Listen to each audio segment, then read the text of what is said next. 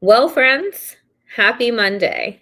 We are exactly 1 week away from the inauguration of Donald Trump and what I'm referring to as the last week for democracy in America. We are in for a wild ride. And the conductor of the crazy train is the world's richest man, Elon Musk. We are going to unpack where he is right now in his quest for world domination and to become the world's first trillionaire, and who is going to be oppressed by that. We'll dig into this and more today on The Danielle Moodie Show. Get ready.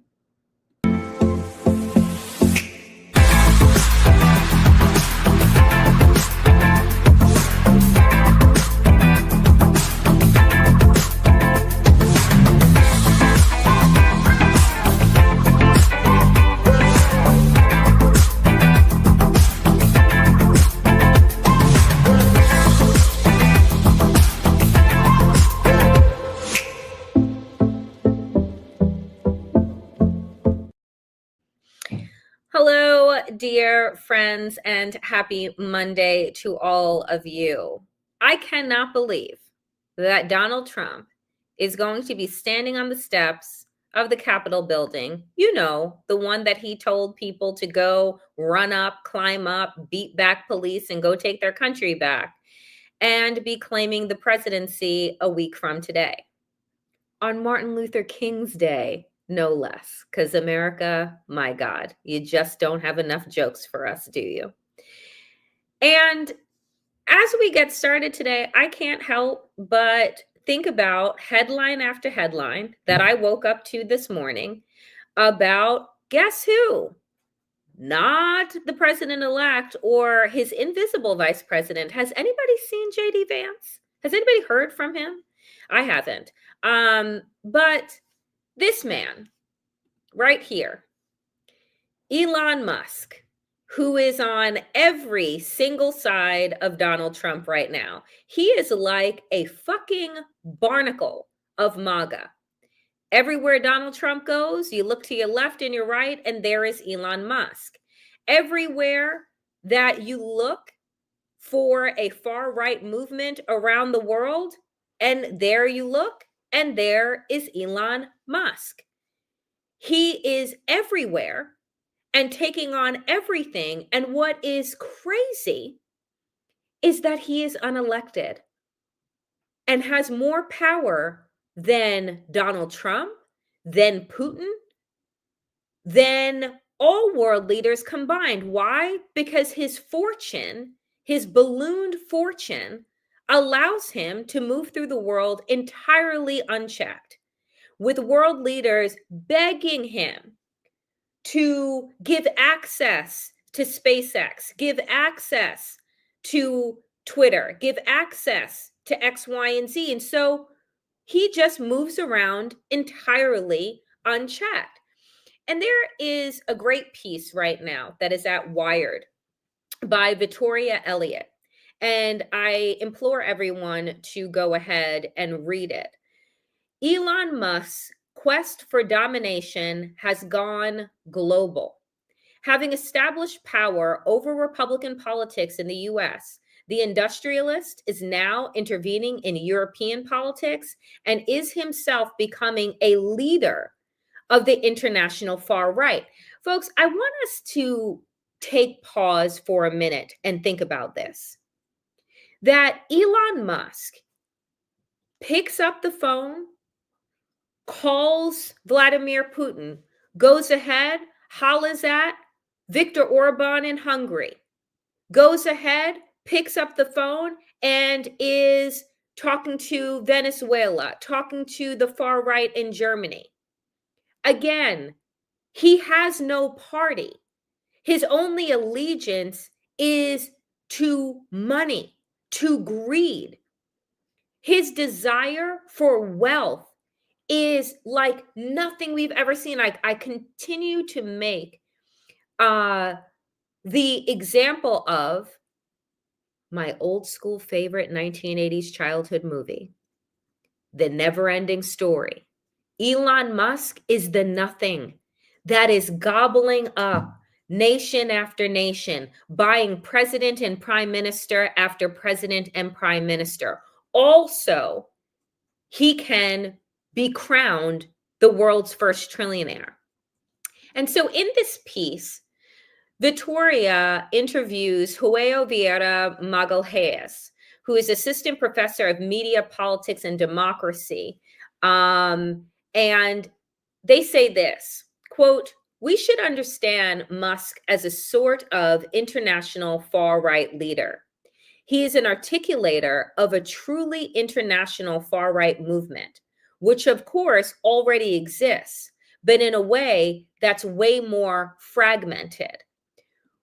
What Elon Musk has been able to do over the last several years is align what would normally seem like people who don't really have much in common. You see far-right leaders rubbing elbows with technocrats, rubbing elbows with celebrity.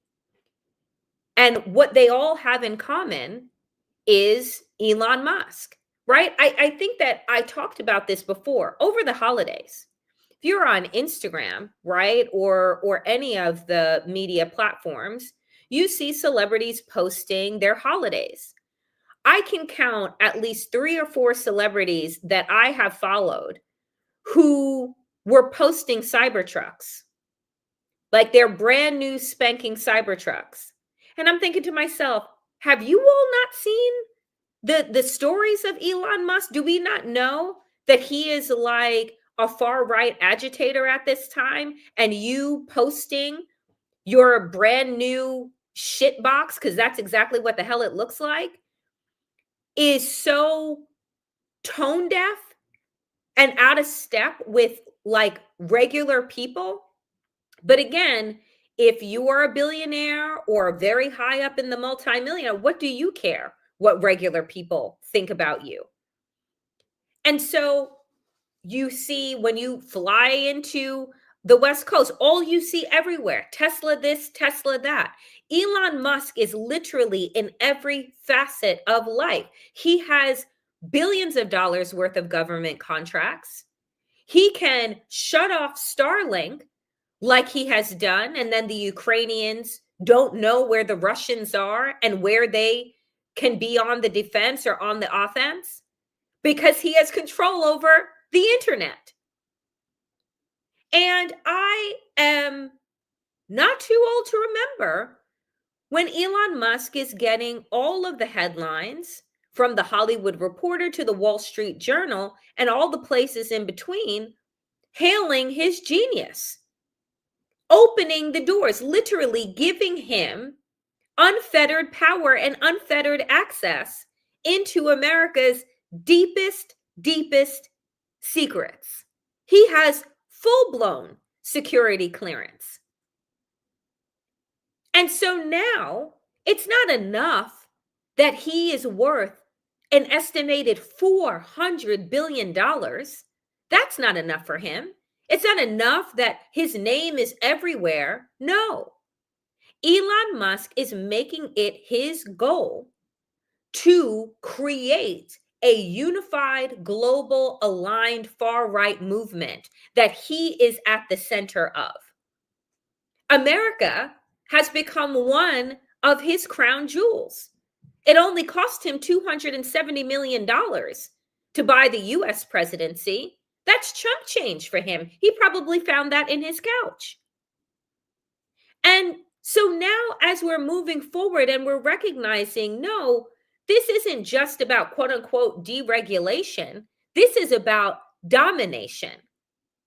And not just domination inside of the United States, but you're talking about him saying to Republican leaders that if you do not vote in Donald Trump's agenda, 100%, I will primary you. You will be out of a job. And he can do that everywhere and anywhere and not lose sleep. So again, I ask and I say, who is going to check Elon Musk? I titled the show today, In Musk We Trust, because essentially he has become more powerful than the almighty dollar. And as we are watching Mark Zuckerberg last week literally bend the knee to the MAGA movement, following exactly with the policies that Elon Musk came into Twitter and eliminated, fact checking, he's Zuckerberg essentially puppeting, parroting Elon Musk's sentiments with regard to quote unquote free speech, because apparently it's not free speech unless you have the right to slander and offend transgender people in this country. Apparently it's not free speech if you're not able to refer to women as property on meta platforms. And so you have Zuckerberg following in the footsteps of Elon Musk, Bezos and others doing the exact same thing. He is their blueprint. In order for you to continue to amass this obscene and grotesque amount of wealth, you need to cozy up to whoever is in power. You have no morals or nothing that is grounding you, no values. Your real value is greed. And so long as you follow my lead and follow the step-by-step MAGAification, then you'll be all set. So you see, not only has Zuckerberg done away with his fact-checking, now he has done away with diversity, equity, and inclusion altogether. And you are going to watch other major platforms, other CEOs follow suit. And the reality is that there is no one, right? We've seen when Democrats had a little bit of power, we saw them bring in tech CEOs, right? Following the 2016 election. And we knew that Russia is interfering in our election. Come haul them in front of Congress just so that the septuagenarians and octogenarians could show us how very little they actually knew about these social media platforms and the power of these CEOs. But you saw Zuckerberg go before the committees, put on a suit, bend his little head, and say, oh, we'll do better, as his fingers are crossed behind his back. Because essentially, he will go wherever the powerful wind blows. But if you're following the footsteps of Elon Musk, you don't need to bend towards power. You need to amass power. And that's what he is doing. And it's a wild thing to see here, folks. It is a wild thing to see. And I want to lift up what Victoria wrote in the piece. Quote, during the US elections, Musk emerged as one of Trump's most important allies. Not only did he help support and fund Trump's campaign via the America PAC and appear on the campaign trail with the former president, he also used his ownership of X to elevate the campaign's talking points. After gutting Twitter's trust and safety teams and allowing previously banned figures on the platform, research indicated that engagement on X with posts from Musk and other conservative voices were boosted after Musk publicly endorsed Trump to favor conservative voices and deprioritize critics. What MAGA Hells calls illiberal content moderation. He is signaling to whoever wants to listen that this is the space for this kind of political actor. There you have it. And now, all of a sudden, post the election, what has Elon Musk also been saying? He's going to prioritize niceness and uplifting posts on X above critical ones, just in time for Donald Trump to put his hand on that burning Bible. When people are going to get ready to use his social media platform once again in order to call attention to what it is this incoming administration is going to be up to in terms of rolling back our rights. Now, Elon Musk has already told folks, oh, no, no, no. We're only going to prioritize hopeful things. So, all the cheery things about Donald Trump and what this administration is doing to gut social safety nets and to roll back protections for Black people, people of color, queer people, and women. They are strategically working to silence the people. Democracy doesn't die in darkness, as Bezos' Washington Post states. It dies in broad daylight with everyone watching and everyone throwing up their hands and doing absolutely nothing about it. It's wild, friends, where we find ourselves. And just to go on, right? Even outside of elections, Musk appears to be building alliances with like-minded leaders. In April, Musk met with Argentina's right-wing president, Javier Milei. Milei's government has slashed spending in ways that Musk said in an X post, quote, will be a helpful model for the rest of the world, right? In the way that Argentina's government has slashed spending. Well, guess what, folks? Argentina's poverty rate under the current president has risen to over 50%. Over half of the country is in poverty. How is that remotely sustainable? But this is what Elon Musk has lifted up, and what I believe that he's going to use this made-up department, Doge, that him and Vivek Ramaswamy are going to be co-leading. This is what they plan to do when they say that they're going to cut $2 trillion of government spending. Oh, that's right. He came out last week and said, I don't know if we're going to be able to do that. One would need to understand how government works in order to really do this. But it will not stop them from doing unprecedented damage to our social safety nets, if in fact they are to exist at all 4 years from now. But it is this model, and you think to yourself, who is this going to benefit? And here is my theory. If you create the conditions for scarcity, if you create the problems, then you are able to sell back the solutions. So they are going to manufacture crisis in the land of abundance. You have the tariffs that Donald Trump wants to put on all of the products, his favorite word, tariff, which is going to balloon costs in this country, the very cost that he said all campaign long he was going to be bringing down. Now, all of a sudden, what did he say several weeks ago? It's very hard to bring things down when they're up. Is that right?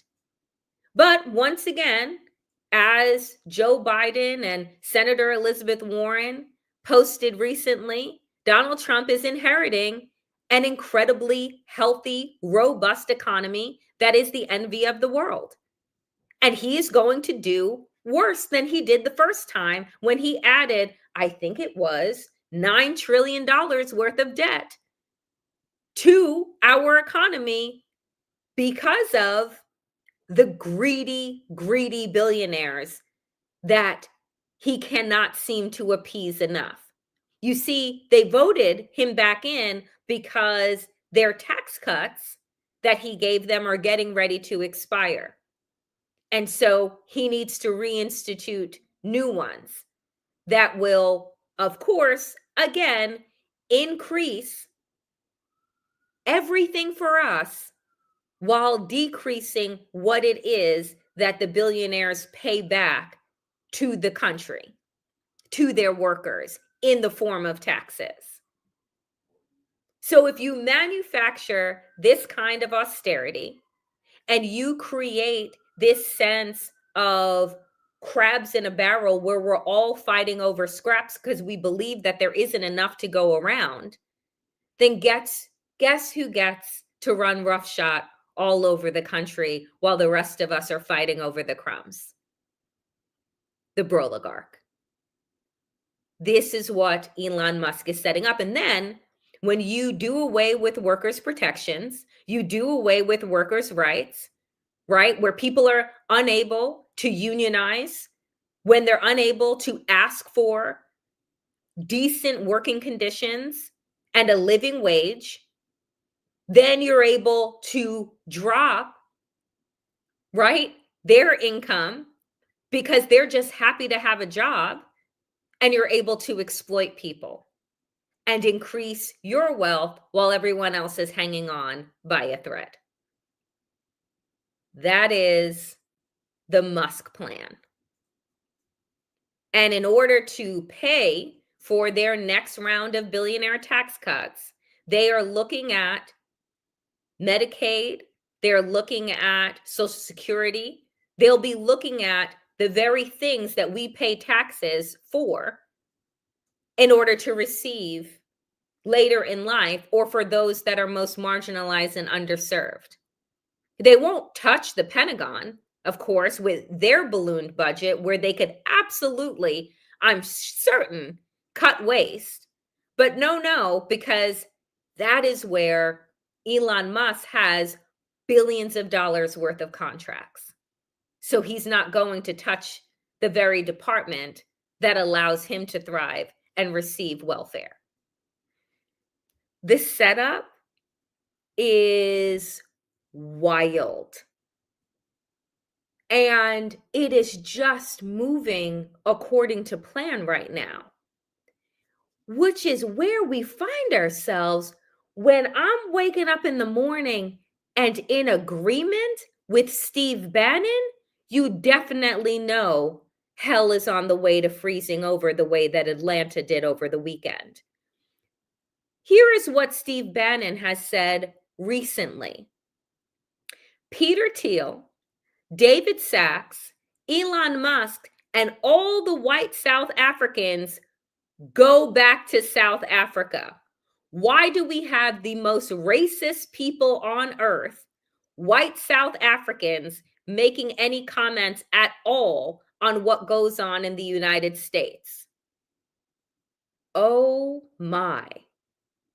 When Steve Bannon is calling someone else a racist, you know that we are living in an upside down reality. All of a sudden, their MAGA mega donors who they were hailing just a few months ago, now all of a sudden, he's calling him an immigrant and saying, go back to your country. Because of what? Oh, actual immigration policy, where you have Elon Musk and Vivek Ramaswamy and others saying that, oh, when Donald Trump was talking about mass deportation, he couldn't possibly be talking about HB1 visas, because those are the skilled workers that the tech bros actually need to make their empires thrive.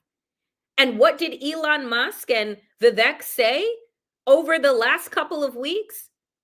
Well, that Americans are too stupid to do these jobs. And so you need the outside, highly skilled immigrant workforce coming in from India and Asia and other places in order to fill those roles.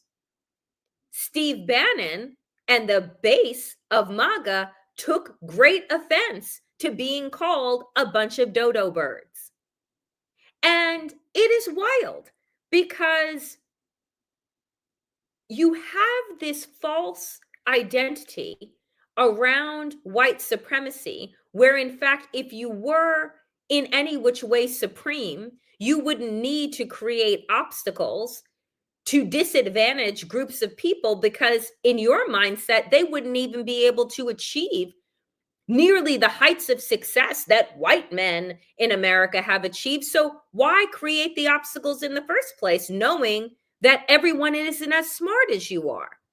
That's number one. But number two here, the fact is that you have this friction happening inside of MAGA world where you have multiple types of MAGA types. You have the broligarch, the uber wealthy, and then you have the uber poor, right? And then some white bros somewhere in the middle, where they were told that they didn't need to go back to school and get any new skills, that the world should just bend towards them. And then as they started to see women and Black people and people of color move up past them, they started to feel displaced. So now we need to roll back affirmative action. We need to roll back and ensure, right, that people who are going into secondary education are strapped with an enormous amount of debt in order for white men to feel like they are still on top of the pyramid. But here you have it where even Elon Musk and Vivek are saying American workers are underskilled.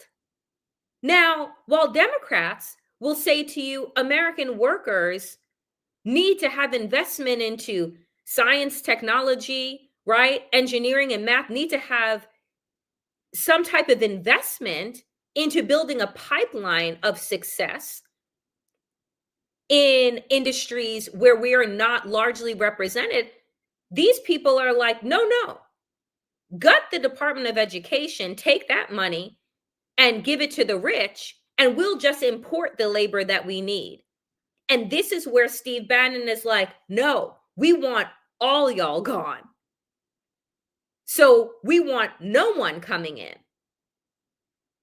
And this is where the rub is going to be. And Donald Trump has already come out on the side of Elon Musk and Vivek Ramaswamy saying that, oh, he also has some H-1Bs, because that's what he refers to as people. I mean, I won't even go there.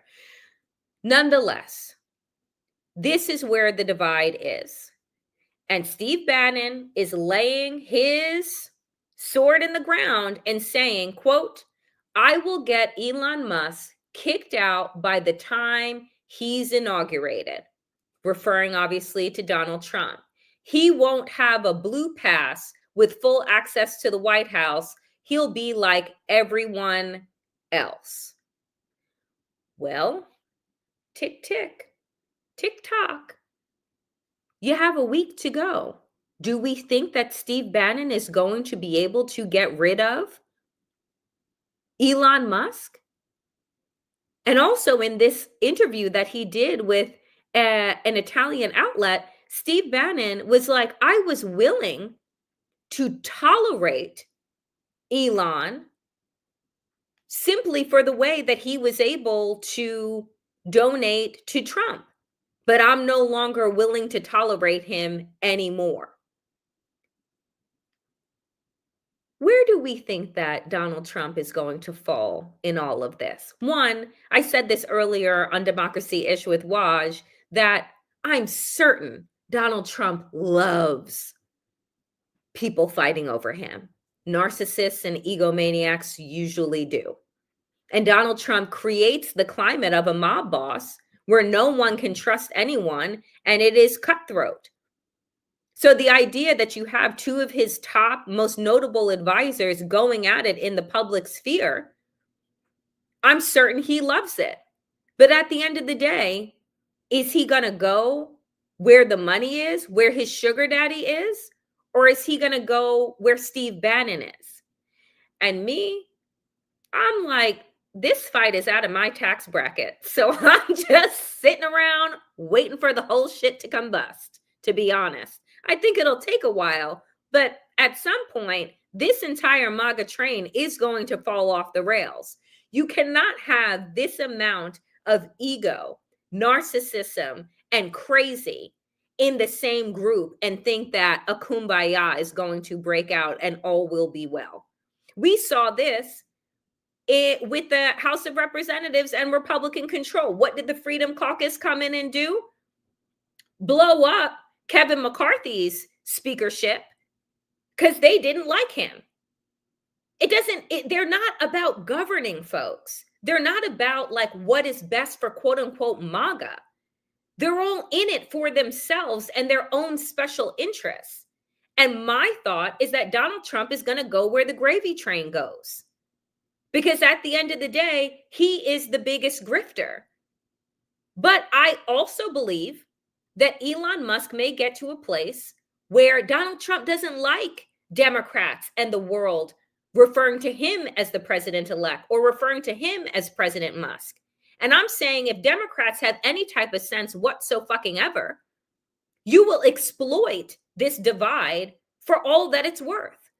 You don't have to put yourself in the middle of it, but I sure as hell would be on social media and on every outlet referring to President Musk and talking about who he's spoken to recently.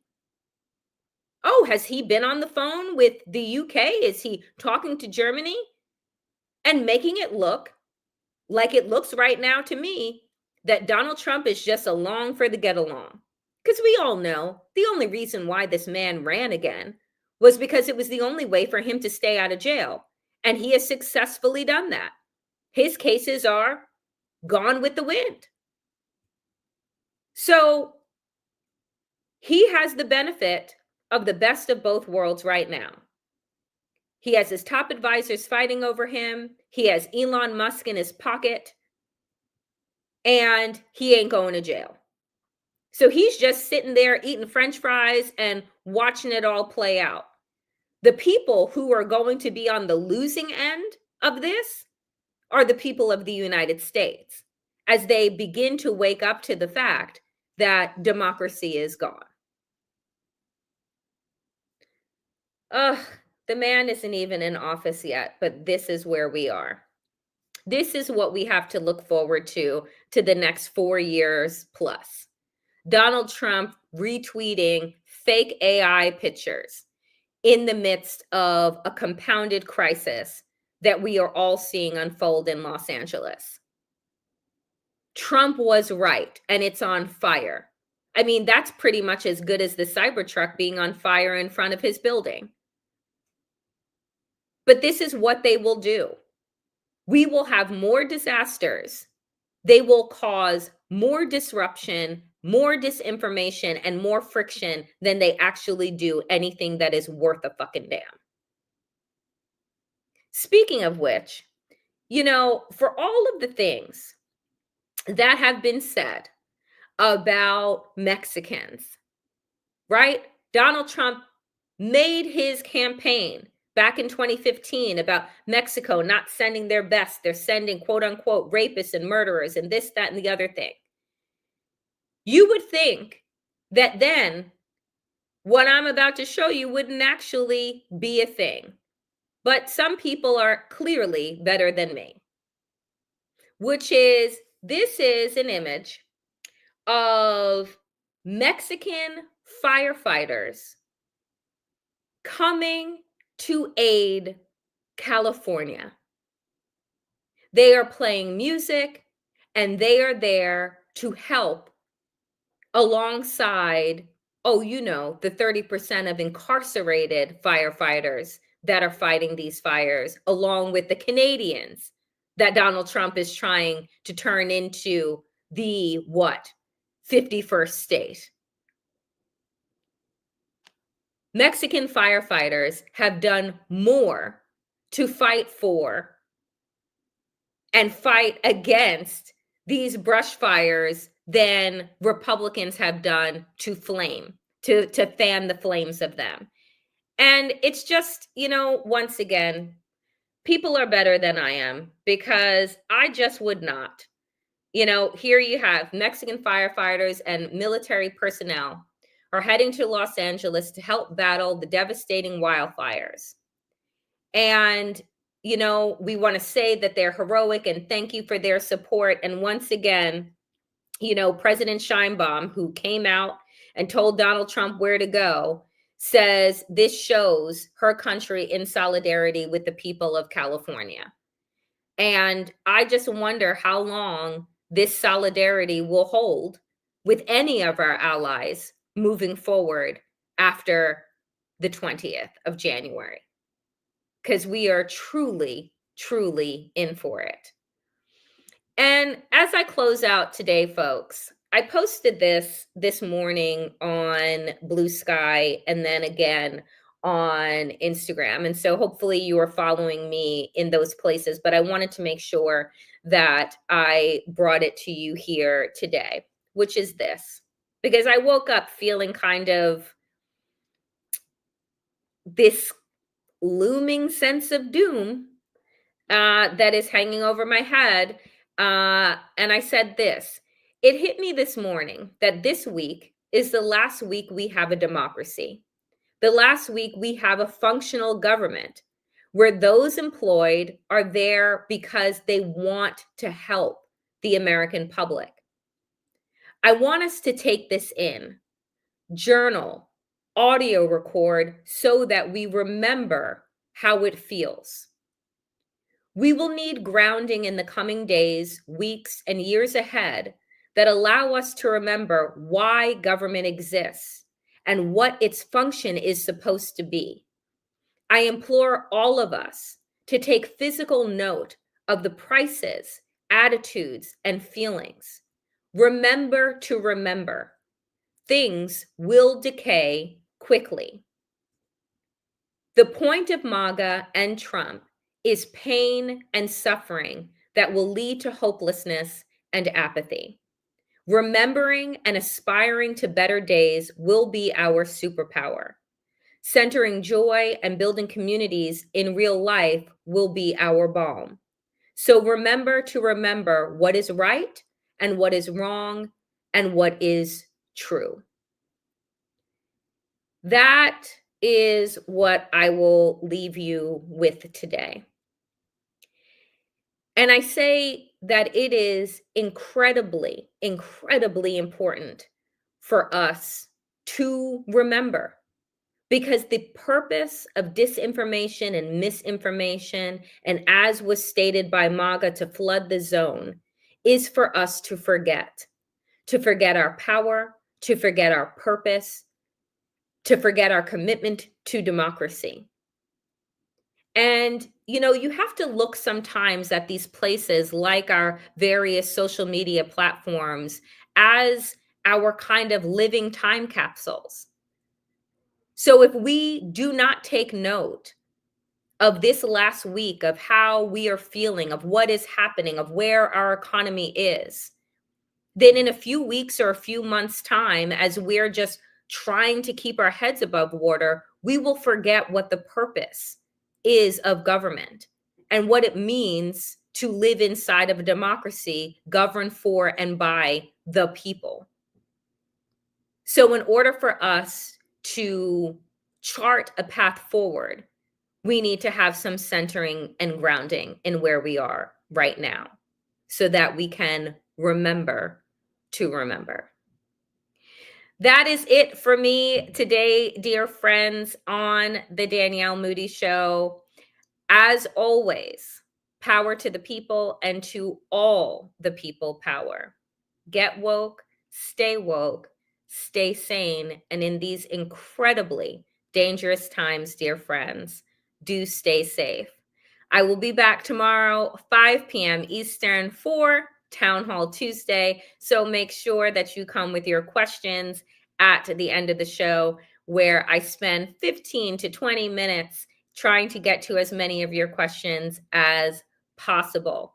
And if you are liking this show and this channel, please do like and comment and subscribe and help the algorithm and help the show and the channel grow. And I also, once again, want to thank those that are able to donate and support independent media your dollar goes a long, long way to allowing me to create content and continue doing the work that I do. So I appreciate each and every single one of you. I will see you back here tomorrow, 5 p.m. Eastern. Be well.